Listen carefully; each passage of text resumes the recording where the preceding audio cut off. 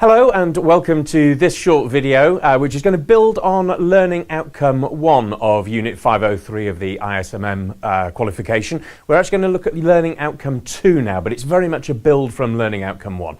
Learning Outcome 1 was all about the theory behind forecasting, whereas in this unit we're actually going to look in a bit more detail at how you get the best out of the data within your organisation, how you can actually go about understanding sales forecasting and how it works in your own organisation, and therefore build higher quality forecasts as a result. There are actually 7 learning outcomes within Learning Outcome 2, but we're going to rattle through them quite quickly because actually they're all pretty much integrated.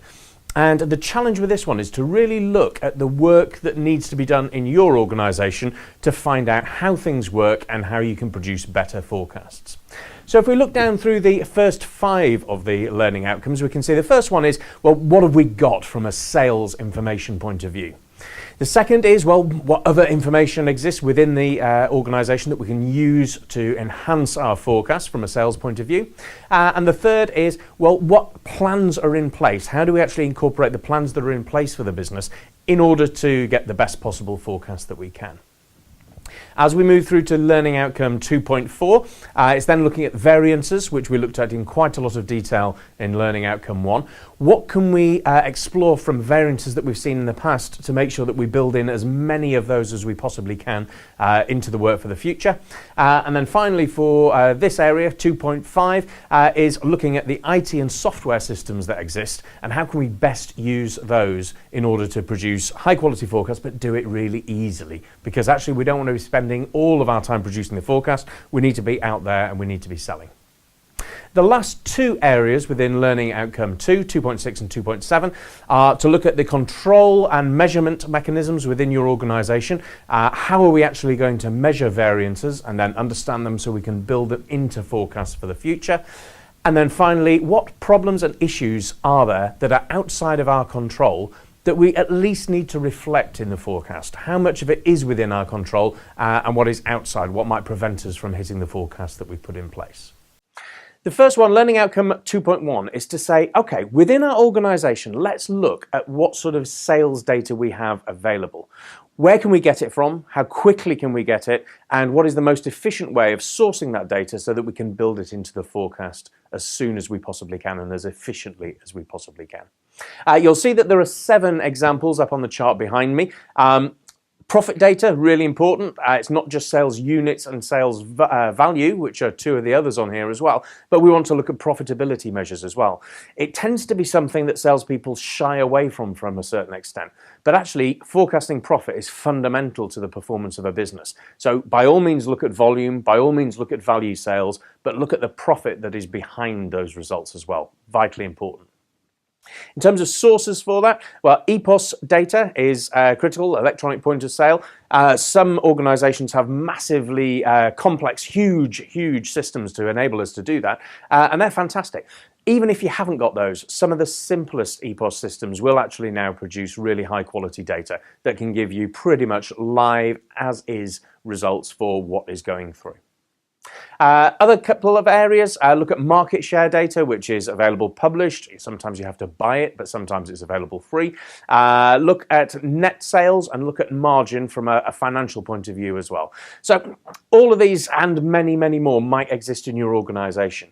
Go and talk to marketing people, go and talk to people in the retail end of the business, go and talk to finance people even, and see what information that they have got that is available for you to help you build a really good, robust, high quality forecast for your business. When you've got that entire list, go and use it. Make sure you understand each of the pieces of information really well. A lot of people will talk about this sort of information really glibly. They'll just kind of use words like net sales or even net sales in some organizations. And actually, very few people challenge what that means. We need to really understand these numbers before we can build them into a forecast. So make sure you are as accurate as you can possibly be in your understanding of the numbers that you're going to put in. And when you're creating these, don't create a sort of horrible, messy spreadsheet that nobody can read and nobody can understand. Make sure it's clear, because the key to this is producing high quality data that will enable you to run the business more successfully. It's not just about doing analysis for analysis' sake and proving what a big spreadsheet you can produce. In really broad terms, we're looking at three key areas that we can get information from, which we covered in Learning Outcome 1. We're looking at company data, we're looking at market data, and we're looking at the broadest, the social data that exists. When we've got all of this and we've got all of our sources of data, all of our possible routes that we can get this information from, mind mapping is a really powerful tool to say, okay, how can we cluster this information? How can we manage to map out this information so that we use it in this most efficient way possible to produce a high quality forecast? In a lot of organizations, we actually suffer from too much rather than too little data. And that can be as difficult as having too little data because we spend too much time getting bogged down in the detail. Map it out, keep it simple, but make sure you cover all of the key areas that are going to be important to producing a sales forecast. 2.3 then looks at, okay, within our organization, what else do we have that is outside of sales and financial data that we want to build into our forecast? And 5 key areas here to look at. There are many more, but these are probably 5 of the critical ones. Look at new product development. What is coming on stream in the future and how is that going to impact the business? It may be actually quite common to have a forecast for what a new product is planned to do in the business, but let's have a look at cannibalization as well. There may be impacts on existing products if we launch a new one, and we need to make sure we take those into account because it's not all exclusively good news when we launch a new product into a market. Let's look at what the marketing plans are and how successful we think they might be. Let's look at what's happening from a pricing point of view, as well as a product point of view, as well as a packaging point of view. Really broadly, what are the developments going to be in the business over the next period, the next 6 months, 12 months, that could impact our sales rates? Because the more of those we can factor in, even if they're only assumptions and we create a different forecast and a different scenario for it, the better. We can say, if this, then this.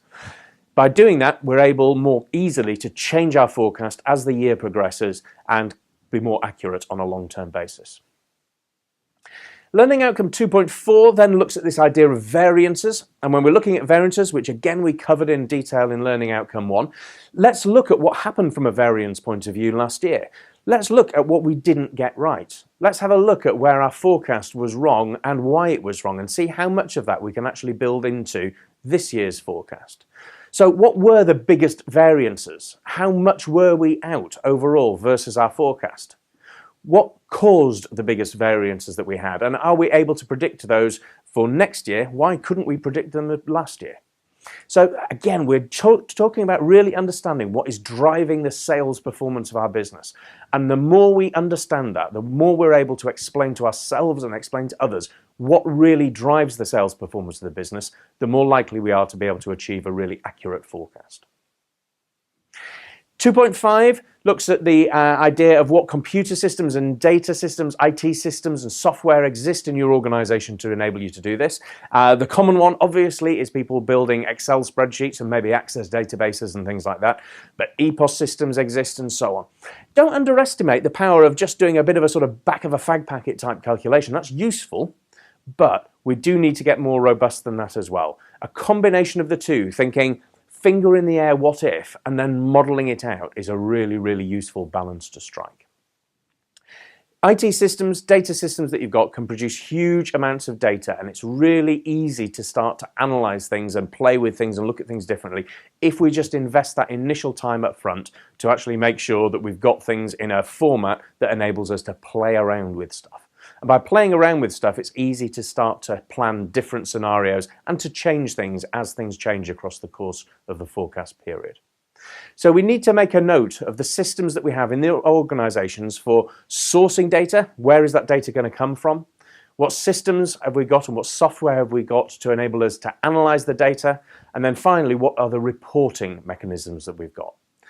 So as a salesperson, as a sales manager, you need to make sure that you understand all of these elements, because this moves you from literally being somebody who goes out and asks somebody to buy something to somebody who is running and in control of running your business. And that is ultimately where we need to be. As we move into Learning Outcome 2.6, again, this is very organization specific, so I'm not going to be able to go into a huge amount of detail on this, but have a think about what control mechanisms are in place. Once the forecast is there, who is responsible for tracking performance versus the forecast? Who is responsible for analysing those variances that come in, that inevitably will come in when you're not 100% spot on your forecast in every single period?